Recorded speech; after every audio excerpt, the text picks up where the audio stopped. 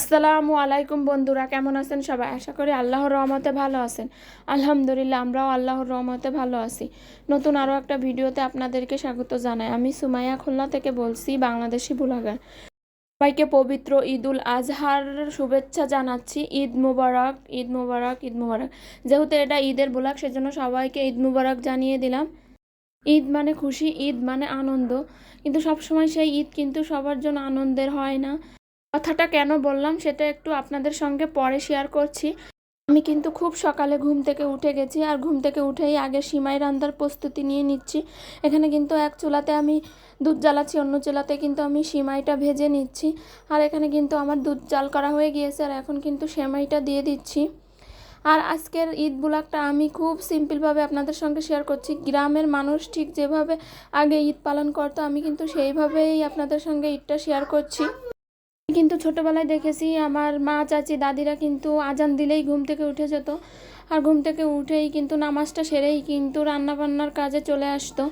আর এসেই কিন্তু সবার আগে সিমাইটা রান্না করতো, তারপর অন্য রান্না শুরু করতো। আর সিমাইটা কিন্তু দেখেছি ঈদের নামাজ আদায় করতে যাওয়ার আগে কিন্তু সবাই সিমাই খেয়ে তারপরে কিন্তু বের হতো।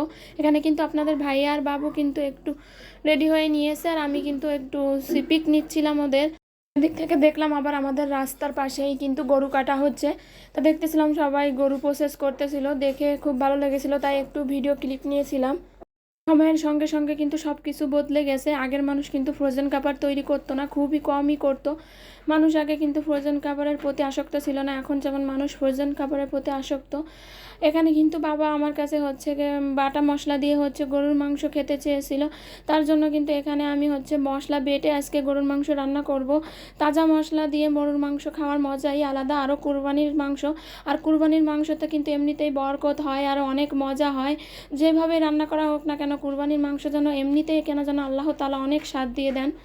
একটা বছর মানুষ কত না অপেক্ষা করে থাকে কুরবানির মাংস খাওয়ার জন্য, মানুষ কত না কষ্ট করে বাড়ি বাড়ি ঘুরে এই কুরবানির মাংসের জন্য। একটু মাংসের জন্য মানুষ কতটা না কষ্ট করে, একবার ভেবে দেখুন। আল্লাহ তাআলা আমাদেরকে কত ভালো রেখেছে, আমাদের তো ওই পর্যায়ে কখনো যেতে হয় না। সেই জন্য আমাদের সবার কিন্তু শুকরিয়া করা উচিত। আর এবছর কিন্তু আমরা কুরবানি দিই নাই, আর আমার বাবা কিন্তু প্রতি বছর কুরবানি দেয়, কিন্তু ইদানিং কিন্তু সমস্যা যাচ্ছে, যার জন্য কিন্তু কুরবানি দিচ্ছে না।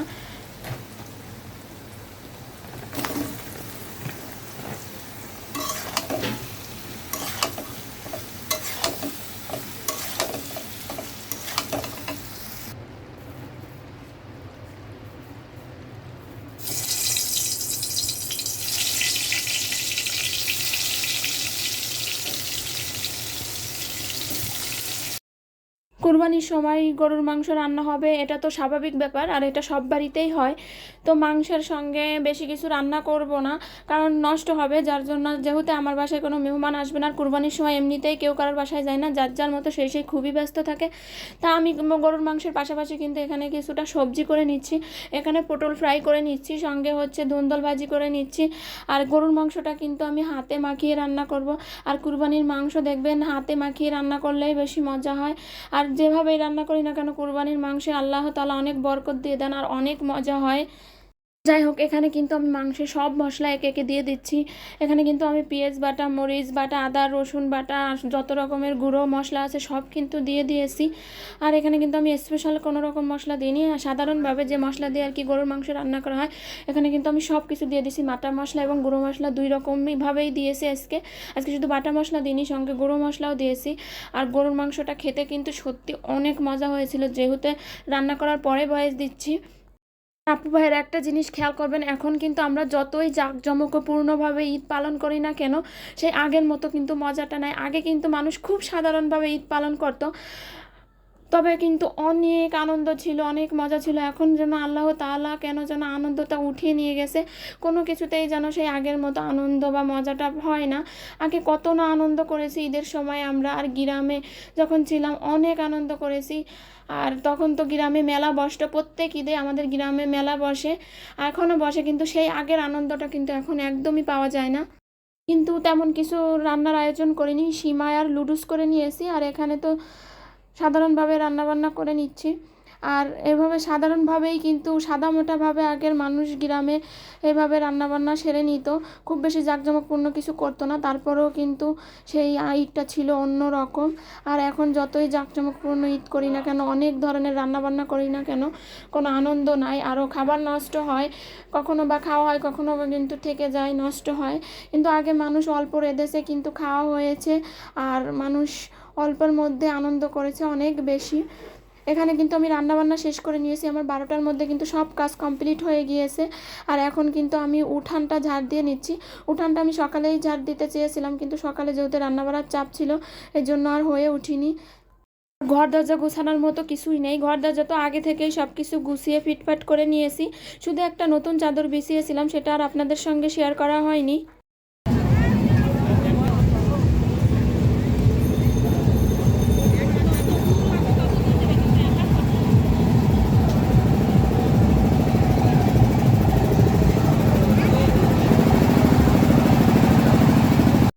এখন কিন্তু বিকেলবেলা, আর আমরা কিন্তু একটুখানি ঘুরতে বের হয়েছি। কি করব বলেন, বাসায় ভালো লাগতেছিল না।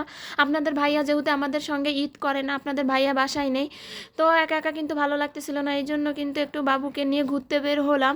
আর আমরা কিন্তু চলে এসেছি খুলনা শিশু পার্কে। আর দেখুন লোকের কি পরিমাণে ভিড়, পা রাখার জায়গা নেই।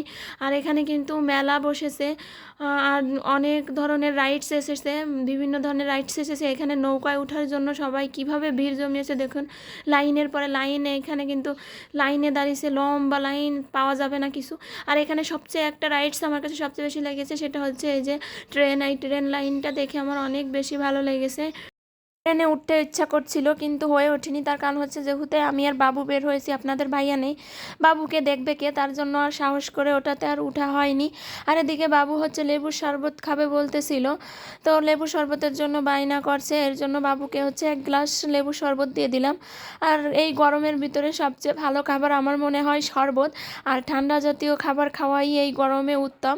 এত গরম, আর মানুষের গরম সবচাইতে বেশি খারাপ। যাই হোক, বাবু কিন্তু এখানে বায়না করছিল রাইডসে ওঠার জন্য, অথচ এখন যেই উঠিয়ে দিয়েছি সেই কিন্তু খুব বায়না করছে, নামার জন্য কান্নাকাটি করছে। ওই রকমই করে, যে কোনো জিনিসে ওঠার জন্য পাগল হয়ে যায়, আর যে উঠানো হয় সেই কান্নাকাটি করে নামানোর জন্য। যে সবার জন্য সবসময় আনন্দের হয় না, সেই কথাটা কেন বলেছি আপনাদের সঙ্গে শেয়ার করতে চেয়েছিলাম। তো ভিডিওটা অনেক ছোট হয়ে গেছে, যার জন্য আজকে শেয়ার করতে পারলাম না। তো আজকের ভিডিওটা আমি এখানেই শেষ করছি। সবাই ভালো থাকবেন, সুস্থ থাকবেন, আর আমাদের জন্য দোয়া করবেন। আল্লাহ হাফেজ, আসসালামু আলাইকুম।